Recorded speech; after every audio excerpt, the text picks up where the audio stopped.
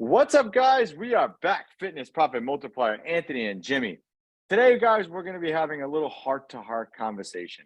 So from one gym owner to the next gym owner, we got to tell you, there's this thing that goes on, and I don't know if it's because people listen to all these other people online and they get motivated to do things, but there's this epidemic going around from gym owner to gym owner. So from one gym owner to the next, you got to stop doing this. And this is stop doing work. Now, when I say stop doing work, I'm not talking about stop working, sitting home, lying down, putting your feet up on the couch. But sometimes you're better off actually lying down and putting your feet up and not working, because what you're actually doing is doing fake work. You're doing busy work to just fill your time to feel busy. Right. How does that make you feel? Am I calling you out right now because you know exactly what I'm talking about? Is it necessary for you to go on your website and change the colors? Is it necessary for you to go and tinker with something that doesn't need to be tinkered with? What other tasks could you be doing to actually move the needle? Or do you not even know what tasks you should be doing to move the needle, and you just feel like, okay, you hear online like how you got to hustle and work 12 and 70 hours a week. So you just keep yourself busy and do all these things that don't actually produce anything. Right. So we're here to tell you right now, from gym owners to another gym owner, you got to stop with the fake work, guys. Yeah.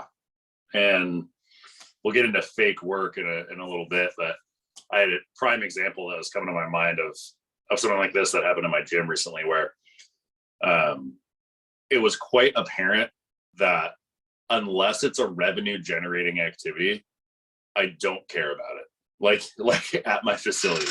And I don't even really do much of the revenue generating activities anymore either anyway, but I have a new trainer who came into the gym and, like, without me asking, tightened the bolts on some things around the gym that needed to be tightened, got a light cover for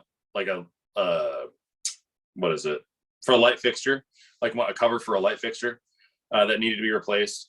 Did a couple little things, and then he goes and talks to me, and I'm like, yeah, like unless it generates clients, I don't really care.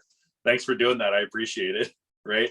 But it's a little bit of busy work, but it's not really fake work. It's stuff that kind of needs to be done here and there, but somebody else should be doing it.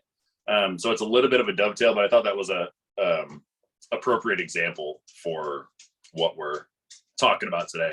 Fake work is something a little different, and Anthony might be able to give more examples of fake work, but it's like filling out a spreadsheet or just there's just these weird little things that we do that don't produce any revenue and avoid the real work that needs to be done in the gym.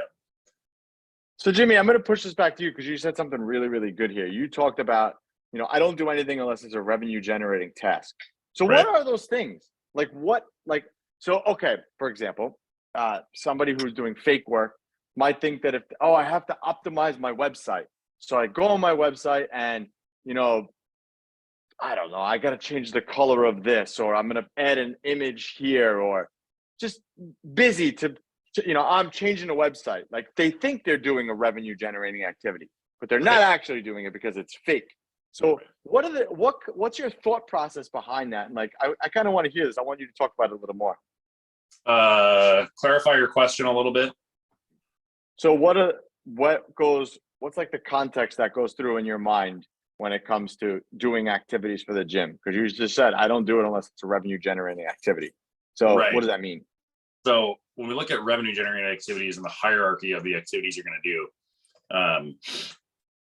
we want to first look at the highest value activity, right? And the highest value activity is going to be something that produces leads. So we're talking about the marketing, we're talking about the marketing calendar, we're talking about these higher level tasks that are the rainmaker, right? They push the people to your business. So that's a direct revenue generating activity. The next direct revenue generating activity is going to be following up with those leads. So if I need to jump back into the gym for any reason, the number one thing that I'm doing is either meeting with a new lead or jumping on the phone when my team is busy, right? I don't train sessions. I don't get in there and cover their shifts and things like that. It's like, if they need a little help with coverage here and there, and I happen to be at the gym, that's the revenue generating activity that I do. Because when we look at the hierarchy, what is going to produce the money are all the things that go into that streamline, that process of getting somebody into your facility. So the marketing, the advertising, setting all that up, making sure that that's working properly, checking the numbers on those things is pretty important, because that knows your profitability of those things. We go down to another level, and it's like getting those leads through your system, meeting with those leads. But for me, more of my time is spent making sure that my staff are doing those things properly. So that's going to be an indirect revenue generating activity, but reinvesting into the sales staff is pretty important. Yeah, exactly. You have to be reinvesting back into the team, that's for sure. But so, when I say fake work, we just do things to keep ourselves busy, right? And how many times have you, Jimmy, and we're both guilty of this, so I could talk about it, but how many times have you tweaked things that shouldn't have been tweaked? And Oh, yeah. I've been more conscious of it lately, and I'm actually doing less tweaking of things and more of, if I am going to change something, it's okay, let me change this, like, for example, offer on the website, and measure if it's actually going to change things. So I think the key is from going from doing fake work to actually doing real work is, if you are going to tweak things, you have to make sure you actually have a measurable change. Okay, I tweaked my offer on the website to whatever, use this button instead. And now, okay, how is this button performing? Not just going in there, changing it, and then just hoping for the best, because that's what a lot of people do. That's what I've done in the past as well. Yeah, it has to be scientific, right? It can't be this thing that's this fugazi, as they say over in New York, right? It can't be this thing that's like, oh, I'm going to change this and change that and change this, change that. And what Anthony's getting at is, it has to be scientific and systemized. It can't be tinkering, right? Because you're tinkering just to tinker, because you want to screw around with a website development software. Learning a little bit more about the website development software may help you a little bit in the future with your business, but in all reality, what's going to help you most is getting your team to execute the tasks that are revenue generated. Yeah. So guys, like we said, gym owner to gym owner, think about the tasks that you're doing on a daily basis. How much of those things are actually going to be producing revenue for you? How many of them actually matter?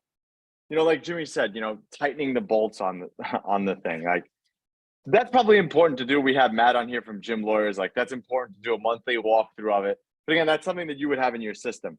But just because you're in the gym and you don't know what else to do, so you just go and do that, that's not a good use of your time. So you got to kind of run it through, like, okay, is the task that I'm doing pushing my marketing forward, pushing my business forward? Am I getting more leads from this activity? Am I getting more sales from this activity? And again, it could be an indirect question, like Jimmy said too.